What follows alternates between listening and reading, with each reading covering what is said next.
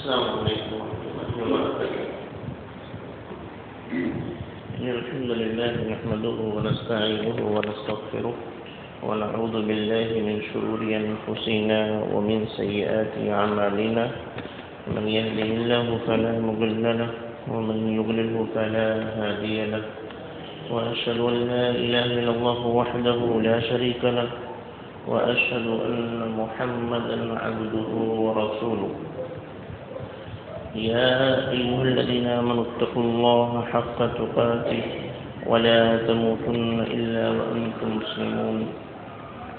يا أيها الناس اتقوا ربكم الذي خلقكم من نفس واحدة وخلق منها زوجها وبث منهما رجالا كثيرا ونساء واتقوا الله الذي تساءلون به والأرحام إن الله كان عليكم رقيبا. يا أيها الذين آمنوا اتقوا الله وقولوا قولا سديدا يصلح لكم أعمالكم ويغفر لكم ذنوبكم ومن يطع الله ورسوله فقد فاز فوزا عظيما. أما بعد فأعوذ بالله من الشيطان الرجيم. بسم الله الرحمن الرحيم. يا أيها النفس المطمئنة ارجعي إلى ربك راضية مرضية فادخلي في عبادي وادخلي جنتي. رب اشرح لي صدري ويسر لي أمري واحلل عقدة من لساني يفقهوا قولي رب زدني علما. آمين. حمد و ثنا کبریائی بڑائی تعریف و توصیف اکیلے وحدہ لا شریک کے لیے. اللہ کی رحمتیں و برکتیں نازل علماء کرام پر، خصوصاً آخری نبی پیارے نبی جناب محمد رسول اللہ صلی اللہ علیہ وسلم پر، صحابہ کرام پر اور قیامت تک آنے والے مومنین پر. حضرات گرامی، گفتگو چل رہی ہے ابوبکر صدیق اللہ تعالی عنہ کی سیرت طیبہ، آپ کی حالات زندگی. ایک دم آخری مرحلے کی جاری ہم بڑھ رہے ہیں اور آج کے درس کا عنوان ہے لشکر اسامہ کی روانگی. لشکر اسامہ کی روانگی، اس کا پس منظر کیا ہے، لشکر اسامہ کیا تھا، اور پھر اس کو روانہ کرنے میں ابوبکر صدیق اللہ تعالی عنہ کی کون سی خصوصیت، کون سی خوبی ظاہر ہوتی. حقیقت میں نبی صلی اللہ علیہ وسلم نے صلح حدیبیہ کے بعد سن 6 ہجری میں صلح حدیبیہ جب ہو جاتی ہے تو آپ کو تھوڑا سا امن و امان کا موقع ملتا ہے.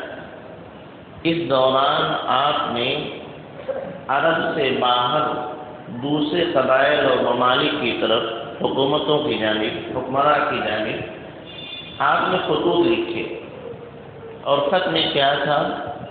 اسلام کا پیغام تھا. اسلام کو اپنانے کا فائدہ کیا ہے یا اسلام کو نہ اپنانے کا نقصان کیا ہے، ان تمام باتوں کا تذکرہ اس میں تھا. ایک نہیں بلکہ آس پاس جتنی بھی حکومتیں تھیں سب کو نبی صلی اللہ علیہ وسلم نے خط لکھ کر کے صحابہ کرام کے ذریعہ سے پہنچایا تھا. شام کے علاقے میں بھی نبی صلی اللہ علیہ وسلم نے خط لکھا تھا، اور ہرقل کا دور تھا، شاید آپ نے سنا ہو اس کا واقعہ. اس نے سنا لیکن اسلام قبول نہیں کیا. بعد میں کچھ اور چیزیں سامنے آتی ہیں، اس سے ہٹتے ہوئے اس کی قوم کے لوگوں نے اس کو اسلام قبول کرنے نہیں دیا. نبی کریم صلی اللہ علیہ وسلم نے عیسائیوں کے اس ملک کی جانب سے ہمیشہ خطرہ لگا رہتا تھا کہ نہ جانے کب وہ مدینہ منورہ پر حملہ آور ہو جائیں اس بنیاد پر نبی کریم صلی اللہ علیہ وسلم نے سن 7 ہجری میں ایک لشکر بھیجا تھا اور اس لشکر کی قیادت کر رہے تھے نبی کریم صلی اللہ علیہ وسلم کے آزاد کردہ غلام حضرت زید بن حارثہ رضی اللہ تعالیٰ عنہ کو اس لشکر کا آپ نے امیر بنایا، سپاہ سالار بنایا۔ وہ اس لشکر کو لے کے جاتے ہیں اور بڑی گھمسان کی جنگ ہوتی جو جنگ موتا کے نام سے معروف ہے۔ آخر میں خالد رضی اللہ تعالیٰ عنہ نے اللہ رب العالمین نے ان کے ذریعہ سے مسلمانوں کی حفاظت فرمائی اور یہ لشکر کسی طریقے سے بچ کر آیا۔ سن 7 کے بعد سن 9 ہجری میں نبی کریم صلی اللہ علیہ وسلم نے پھر اسی خطرے کو محسوس کرتے ہوئے دوبارہ لشکر کشی کی تھی۔ آپ خود جو ہے فوج لے کے گئے تھے تبوک کے علاقے تک، جنگ تبوک معروف میں، تو وہاں پہنچے تھے، لیکن وہاں کوئی جنگ نہیں ہوئی۔ 20 دن آپ نے قیام کیا۔ عیسائی جو وہاں کے حکمراں تھے، جو وہاں کے قبائل تھے، وہ سامنے تو نہیں آئے لیکن سازشوں میں لگے رہے۔ نبی کریم صلی اللہ علیہ وسلم واپس آتے ہیں۔ واپس آنے کے بعد سن 11 ہجری میں 2 سال کے بعد نبی کریم صلی اللہ علیہ وسلم 11 ہجری شروعات ہے، سفر کا مہینہ ہے۔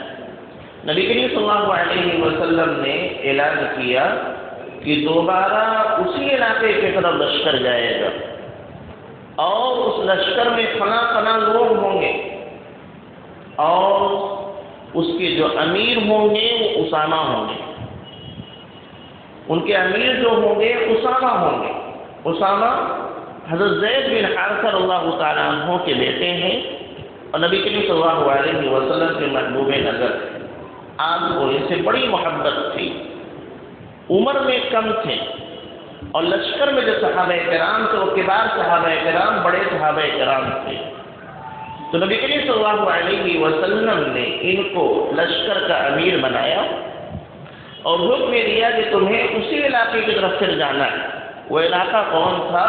اردو کا جو علاقہ آج بولا جاتا ہے بلقا اور فلسطین کا علاقہ تھا۔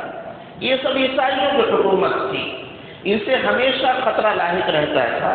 تو نبی کریم صلی اللہ علیہ وسلم نے حضرت اسامہ رضی اللہ تعالیٰ عنہ جو عمر میں کم تھے اور حضرت زید بن حارثہ رضی اللہ تعالیٰ عنہ کے بیٹے ہیں، حضرت زید بن حارثہ نبی کریم صلی اللہ علیہ وسلم کے آزاد کردہ غلام جو اس سے پہلے جنگ موتا میں شہید ہو چکے تھے۔ تو نبی کریم صلی اللہ علیہ وسلم نے ان کو امیر بنایا اور فرمایا جاؤ اس سرزمین کی طرف جس سرزمین میں تمہارا باپ شہید ہوا ہے۔ جنگ موتا میں ان کے والد محترم حضرت زید بن حارثہ رضی اللہ تعالیٰ عنہ کی شہادت ہوئی تھی۔ اسامہ بن زید رضی اللہ تعالیٰ عنہ کو اللہ کے نبی نے یہ ذمہ داری دی کہ لشکر لے کر کے اس علاقے میں جانا ہے اور وہاں فلاں سے آپ کو جنگ کرنا، پوری ترتیب بتائی۔ اس طریقے سے یہ ہے لشکر اسامہ، یعنی اسامہ رضی اللہ تعالیٰ عنہ کی قیادت میں نبی کریم صلی اللہ علیہ وسلم نے ایک لشکر تیار کرنے کا حکم دیا۔ لشکر کی تیاری جیسا کہ آپ جانتے ہیں آج کے دور میں کیا ہے، سارا معاملہ فٹ رہتا ہے۔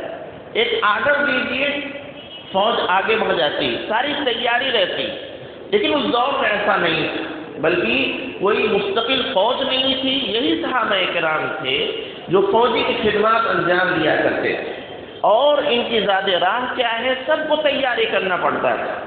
جو حکومت دے دیے تو دے دے، ورنہ اپنا لے کے جانا پڑتا۔ اس لیے تیاری کرتے کرتے سفر کا آخری مہینہ آ گیا، آخری ایام آ گئے اور نبی کریم صلی اللہ علیہ وسلم کی بیماری کا آغاز ہو گیا۔ نبی کریم صلی اللہ علیہ وسلم علامہ ابن حجر رحمہ اللہ نے لکھا ہے کہ بیماری کے جو ایام تھے، نبی کریم صلی اللہ علیہ وسلم کی وفات کے 2 دن پہلے یہ لشکر تیار ہو جاتا ہے اور مدینے سے باہر نکل جاتا ہے۔ اس سے آگے بڑھنے سے پہلے میں بتاؤں، نبی کریم صلی اللہ علیہ وسلم نے جب ان کو امیر بنایا حضرت عمر رضی اللہ تعالیٰ عنہ کو، تو بہت سارے صحابہ کرام کو اعتراض ہوا۔ انہوں نے کہا کہ یہ چھوٹے ہیں، کم عمر کے، اور ان کی قیادت میں جو لوگ لڑنے جا رہے ہیں وہ اجلے صحابہ کرام تھے، اور خاص طور سے عمر بن خطاب اللہ تعالیٰ عنہ جیسی شخصیت تھی. تو بعض لوگوں نے کہا کہ یہ چھوٹے ہیں، کسی اور کو امیر بنا دیا جائے. نبی کریم صلی اللہ علیہ وسلم کو جب یہ بات پہنچی تو اللہ کے نبی صلی اللہ علیہ وسلم نے آپ نے خطبہ دیا، کھڑے ہو کر لوگوں کو خطاب فرمایا اور فرمایا کہ میں نے سنا ہے کہ تم نے ان کی عمارت کے سلسلے میں کچھ ایسی باتیں کہیں جو ناپسندیدہ ہے. یہ کہا ہے کہ کمتر ہیں، عمر میں کم ہیں، ان سے زیادہ معزز صحابہ کرام ان کے فوری موجود رہیں گے، لہذا کسی اور کو لشکر بنا دیا جائے. تو اللہ کے نبی نے فرمایا ان تطعنوا فی امارته فقد کنتم تطعنون فی امارت ابیہ من قبل. اگر تم ان کی عمارت اور قیادت میں سوال کر رہے ہو تو اس سے پہلے بھی لوگوں نے ان کے باپ کی قیادت میں بھی سوال پیدا کیا تھا کہ زید بن حارثہ اللہ تعالیٰ عنہ کو سن 7 ہجری میں جنگ موتا کے لیے جب آپ نے امیر لشکر بنایا تھا اس وقت بھی لوگوں نے کہا تھا کہ ارے آزاد کردہ غلام ہیں، ان سے اذلہ صحابہ کرام موجود ہیں، ان کو امیر بنا دیا جائے. تو اللہ کے نبی نے فرمایا اگر آج اسامہ کی قیادت میں لوگ باتیں کر رہے ہیں تو ان کے والد محترم کے سلسلے میں لوگوں نے اس سے پہلے باتیں کی ہیں. اور سنیے وَأَيِّمُ اللَّهِ، اللہ کی قسم ان كَانَ لَخَلِيقًا لِعِمَارَتِهِ، ان کے بعد زید بھی عمارت کے مستحق تھے، اس لائق کو ان کو امیر بنایا جائے. وَإِن كَانَ لَمِنْ أَحَبَّ اللَّهِ إِلَيَّ أَحَبَّ النَّاسِ إِلَيَّ، اور وہ مجھے میرے نزدیک ان لوگوں میں سے تھے جن سے میں بہت زیادہ محبت کرتا ہوں. اور آج اسامہ کے بھی وہی مقام ہے کہ اسامہ ان لوگوں میں سے میرے نزدیک ہیں جن سے میں سب سے زیادہ محبت کرتا ہوں. یعنی لوگوں کے اعتراض کے باوجود نبی کریم صلی اللہ علیہ وسلم نے ان کو امیر لشکر متعین کیا تھا. یہ لشکر تیار ہوا اور نکلنے کا ارادہ کر رہا تھا، مدینے سے باہر ہی نکلا تھا کہ نبی کریم صلی اللہ علیہ وسلم کی بیماری کی شدت کی خبر آ گئی کہ بیماری میں اضافہ ہو گیا ہے. چنانچہ علاقہ مدینہ سے قریب اسی مقام پر یہ فوج ٹھہر جاتی اور وہاں سے اسامہ بن زید اللہ تعالیٰ عنہ جو امیر لشکر ہیں نبی کریم صلی اللہ علیہ وسلم کی خدمت میں وارد ہوتے اور آ کر کے نبی کریم صلی اللہ علیہ وسلم سے ملاقات فرماتے ہیں اسامہ بن زید اللہ تعالیٰ عنہ کہ میں آیا، نبی کریم صلی اللہ علیہ وسلم کے پاس پہنچا. اس صورت میں نبی کریم صلی اللہ علیہ وسلم خاموش رہے اور کوئی گفتگو نہیں تھی. مرض بڑھ چکا تھا، بولنے کی طاقت نہیں تھی. چنانچہ نبی کریم صلی اللہ علیہ وسلم نے کوئی گفتگو نہیں فرمائی. ہاں فجعل يرفع يديه الى السماء، نبی کریم صلی اللہ علیہ وسلم نے اپنے ہاتھوں کو آسمان کی طرف اٹھایا اور کچھ دیر آپ کا ہونٹ گردش کر ہلتا رہا اور اس کے بعد ثم يصبها علی، ایسے دعا کیا اور اس کے بعد اس ہاتھ کو میری جانب ایسے انڈیل دیا.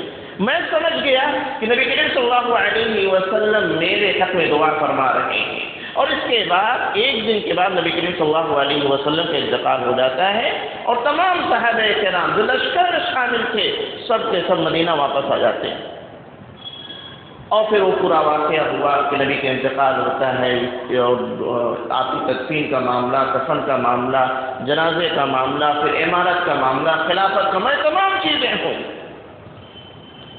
اور حالات بہت دگرگوں ہو گئے.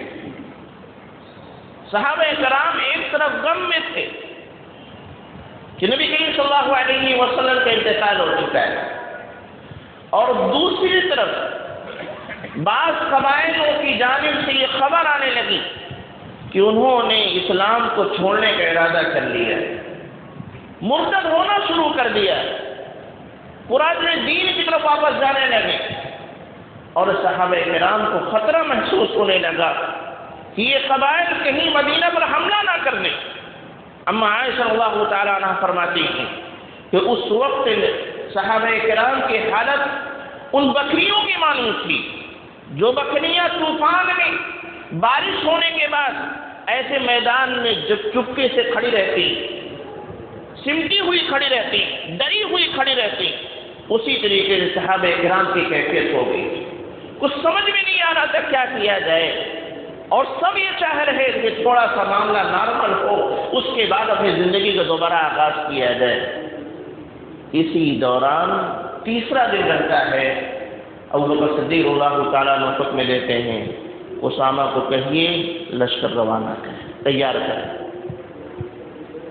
حالت مدینے کی ہے، ایک تو غم میں پورا مدینہ ڈوبا ہوا ہے، نبی کریم صلی اللہ علیہ وسلم کا انتقال ہوا ہے، اور دوسری طرف دشمنوں کا خطرہ بڑھ گیا ہے۔ جو قبائل مسلمان ہو گئے تھے وہ مرتد ہونا شروع ہو گئے، اس لیے ان کی جانب سے حملہ کا بھی خطرہ ہے۔ خوف کا یہ عالم ہے، اور اسی میں آرڈر آتا ہے خلیفۃ المسلمین کا کہ اسامہ سے کہیے لشکر دوبارہ تیار کریں، اس کو جانا ہے۔ صحابہ کرام تعجب میں ہیں، یہ کیا ہو رہا ہے؟ چنانچہ چند صحابہ کرام آ کر درخواست کرتے ہیں کہ تھوڑا سا اس لشکر کی روانگی کو مؤخر کر دیا جائے، کچھ دنوں کے بعد بھیجا جائے۔ کیوں؟ اس لیے کہ ابھی مدینہ کی حفاظت کی زیادہ ضرورت ہے دوسروں پر اٹیک کرنے کے مقابلے میں۔ ابھی مدینہ کو مضبوط کیا جائے، مسلمانوں کی ہمت دلائی جائے، بعد میں دوسرے علاقے میں حملہ کیا جا سکتا ہے۔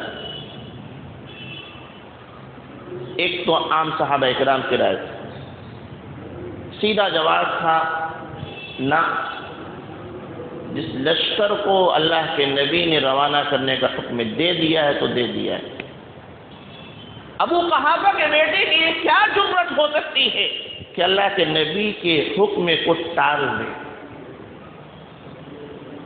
یہ جب یہ کیفیت ہوئی، خود حضرت اسامہ جو امیر لشکر ہیں، انہوں نے ایک ضرور قدر صحابی حضرت عمر بن الخطاب اللہ تعالیٰ عنہ کو ایک پیغام دے کر بھیجا، درخواست لے کے بھیجا کہ آپ جائیے، کیونکہ یہ ابو بکر صدیق اللہ تعالیٰ عنہ زیادہ قریبی، ان کو یہ پیغام دے کے بھیجا کہ اس وقت بہتر نہیں لگ رہا ہے کہ مدینہ چھوڑ کے ہم لوگ نکلیں، یہاں آپ کو بھی خطرہ ہے اور نبی کریم صلی اللہ علیہ وسلم کے گھر والوں کو بھی خطرہ ہے، مدینہ میں جو مسلمان ان کو بھی خطرہ ہے۔ ایسی صورت میں امیر لشکر کی درخواست ہے کہ اس لشکر کو روک لیا جائے تاکہ مدینہ کا ہم حفاظت کریں۔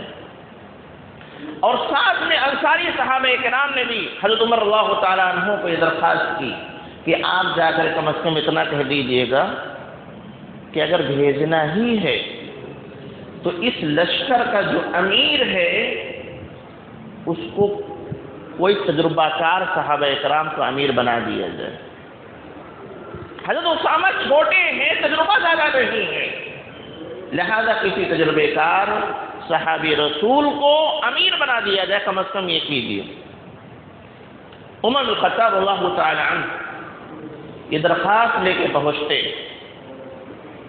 ابو بکر صدیق اللہ تعالیٰ عنہ کے پاس پہنچنے کے بعد پہلا حضرت اسامہ کی درخواست پیش کی کہ خود امیر لشکر یہ چاہتے ہیں کہ اس لشکر کو واپس بلا لیا جائے اور بعد میں اس کو بھیجا جائے، کیونکہ ایسا خطرہ ہے کہ اس وقت اگر بھیجا گیا دشمنوں کا خطرہ ہے، مدینہ کے اندر جو مسلمان ہیں ان کے اوپر خطرہ ہے، اس لیے اس لشکر کو نہ بھیجا جائے۔ ایسے موقع پر ابو بکر صدیق اللہ تعالیٰ عنہ نے جو جملہ فرمایا تھا اس سے پتہ چل رہا تھا کہ وہ عزم کے کتنا پختہ ہیں اور نبی کریم صلی اللہ علیہ وسلم کے اطاعت میں کتنا بٹے ہوئے ہیں۔ فرمایا والذی نفس ابی بکر بیدی، قسم اس ذات کی جس کے ہاتھ میں ابو بکر کی جان ہے، لو ظننت ان السبا تخطفنی لانفضت بعث اسامہ، اللہ کی قسم اگر مجھے پتہ چلے کہ چاروں طرف مدینہ کے درندے موجود ہیں اور مجھ کو نوچ ڈالیں گے، اس کے باوجود بھی میں اس اسامہ کے لشکر کو آگے بھیج کے رہوں گا، کما امر به رسول اللہ صلی اللہ علیہ وسلم، جیسا کہ اللہ کے نبی صلی اللہ علیہ وسلم نے اس کا حکم دیا ہے۔ وَلَوْ لَمْ يَبْقَ فِي الْقُرَىٰ غَيْرِي لَأَنفَذْتُهُ، اگر مدینہ میں میں تنہا بھی بچوں، تمام کے تمام لوگوں کو نکلنا پڑ جائے، اس کے باوجود میں اس لشکر کو بھیج کے رکھوں گا۔ کیوں؟ اس لیے کہ اس کی تیاری کا نبی صلی اللہ علیہ وسلم نے کرائی۔ دوسری درخواست پیش کی کہ کم از کم بدل دیجیے، امیر کسی اور کو بنا دیجیے جو عمر دراز ہو، تجربے کار ہو۔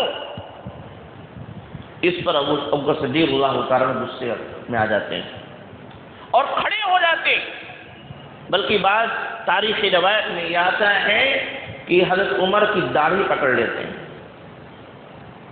تو جس چیز کو پیارے نبی صلی اللہ علیہ وسلم نے متعین کیا ہے، جس امیر کو پیارے نبی صلی اللہ علیہ وسلم نے متعین کیا ہے، عمر تم مجھ سے اس کو بدلنے کی بات کر رہے ہو. دونوں درخواستیں رد کر دی جاتی ہیں، امیر لشکر کی بھی درخواست اور انصاری صحابہ کی بھی درخواست. اور یہ ہے کہ جانا ہے تو جانا ہے. اس کے بعد جب لشکر تیار ہو جاتا ہے تو خود مدینہ منورہ سے نکلتے ہیں، اور حالت یہ ہے کہ کچھ دور تک لشکر کے ساتھ پیدل چلتے ہیں. ان کا گھوڑا دوسرے صحابہ رسول پکڑے ہوئے ہیں، یہ پیدل چل رہے ہیں، اور اسامہ بن زید رضی اللہ تعالی عنہ گھوڑے پہ سوار. وہ کہتے ہیں یا خلیفۃ المسلمین، یا تو آپ سوار ہو جائیں یا مجھے اترنے کی اجازت دیں. کہتے ہیں نہ تو میں سوار ہونے والا ہوں، نہ تم کو میں اترنے کی اجازت دیتا ہوں. امیر بنائے گئے. ہاں ایک درخواست میں ضرور کرتا ہوں، اگر آپ چاہو تو عمر کو میرے لیے چھوڑ دو. حضرت عمر اللہ تعالیٰ عنہ ابھی حضرت اسامہ کی قیادت میں نکلنے والے لشکر کے ایک سپاہی تھے. کہا اگر آپ چاہو تو حضرت عمر اللہ تعالیٰ عنہ کو چھوڑ دو، مدینہ میں میرے ساتھ رہنے دو، تاکہ ان کے ذریعہ سے ہم کچھ مشورے کر سکے، تعاون حاصل کر سکے. تو یہ تو ان کے لیے خوشی کی بات تھی کہ اچھا ہے کم از کم حضرت عمر تو رہیں گے. چنانچہ انہوں نے اس کی اجازت دے دی. اس طریقے سے اس لشکر کو نصیحت کرتے ہوئے انہوں نے ودا کر دیا. اور واقعی یہ لشکر گیا، اور جیسی جیسی نصیحت تھی جو پیارے نبی صلی اللہ علیہ وسلم نے جن کو نصیحت کی تھی، آخر میں یہ کہا تھا کہ جو نصیحت کا نبی نے کی ہے اس کی زیادہ اتباع کرنا.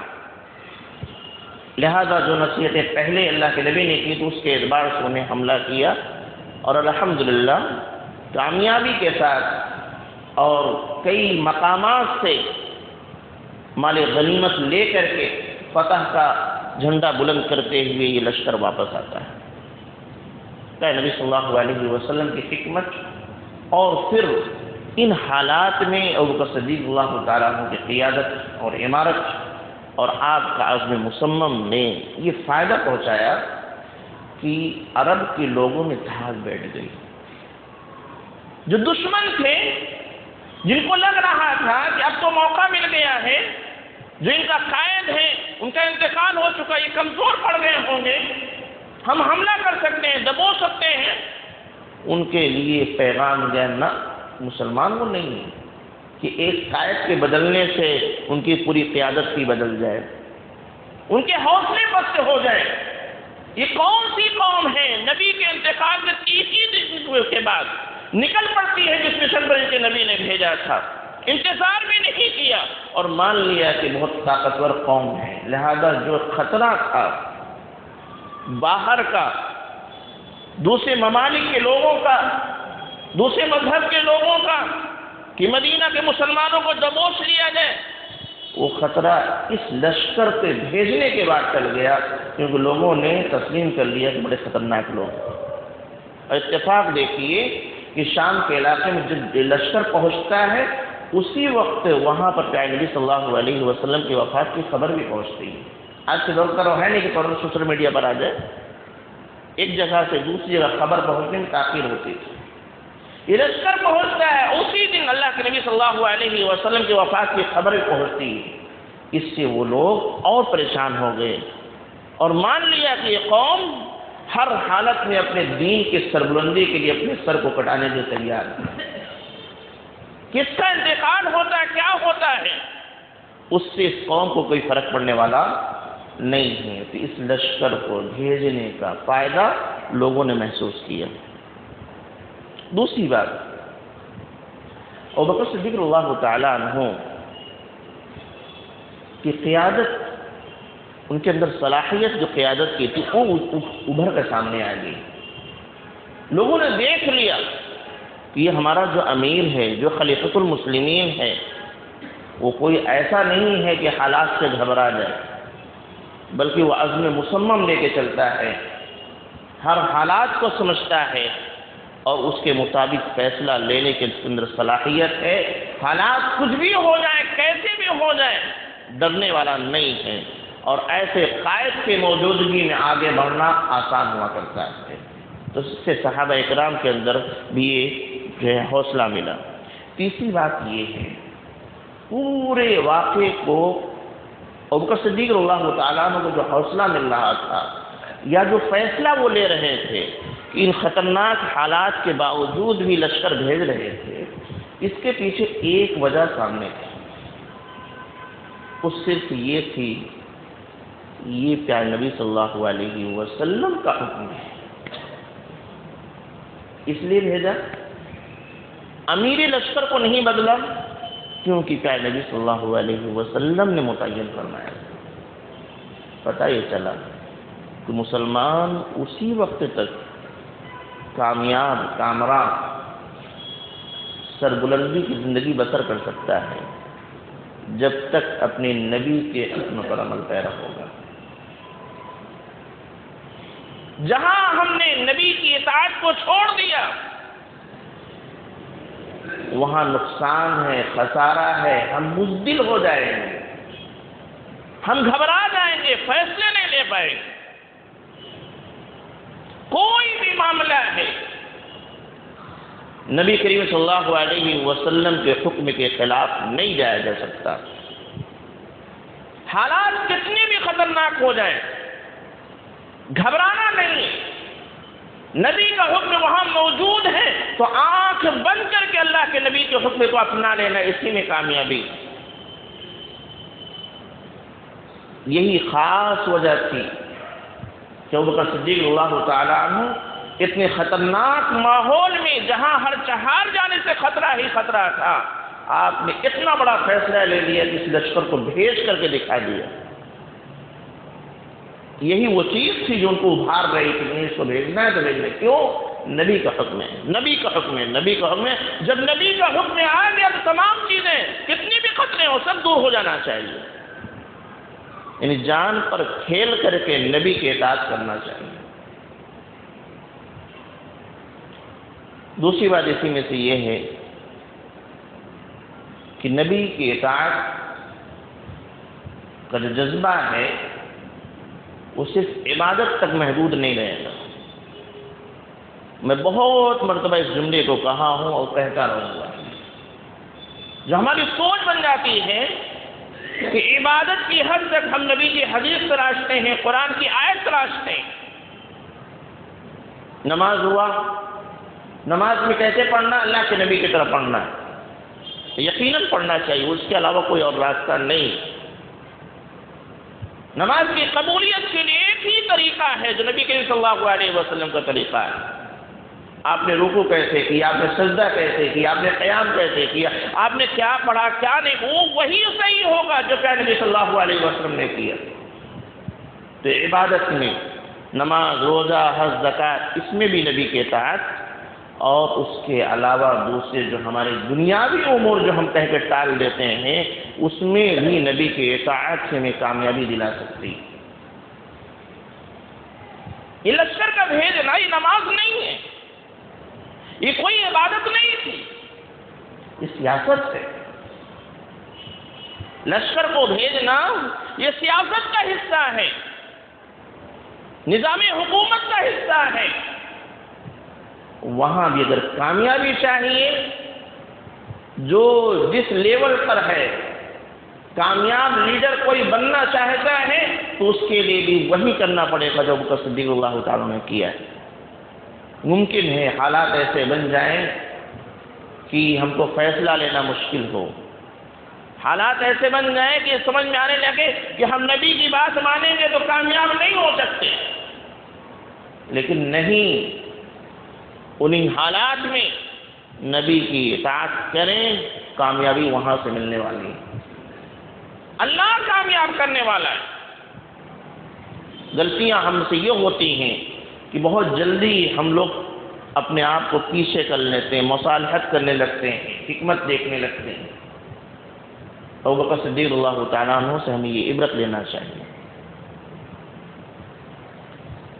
نبی کے اطاعت ہر معاملے میں، چاہے عبادت کا معاملہ ہو یا اس کے علاوہ کوئی اور معاملہ۔